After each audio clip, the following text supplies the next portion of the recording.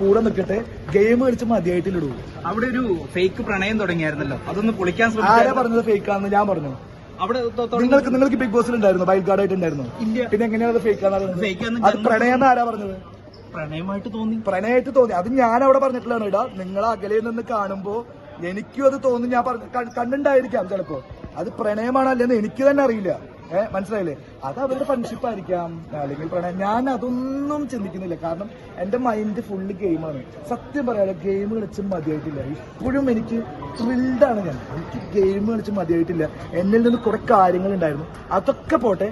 ഇപ്പോൾ ഞാൻ ഹാപ്പിയാണ്. എന്റെ ബിഗ് ബോസ് മുത്താണ്. Okay, thank you. ഓക്കെ, നമുക്ക് വീണ്ടും കാണാം കേട്ടോ. വീണ്ടും കാണാം. നിങ്ങൾക്ക് എല്ലാവർക്കും ഒരു റെസ്ട്രിക്റ്റഡ് ആയിട്ടുള്ള സമയം കൊണ്ട് ഇത്രയും എനിക്ക് സംസാരിക്കാൻ പറ്റി. Very thank you. നിങ്ങളൊക്കെ ഭയങ്കര സാധനങ്ങളാണ്. എന്റെ വായന താങ്ക് യു കേട്ടോ. ഓക്കെ.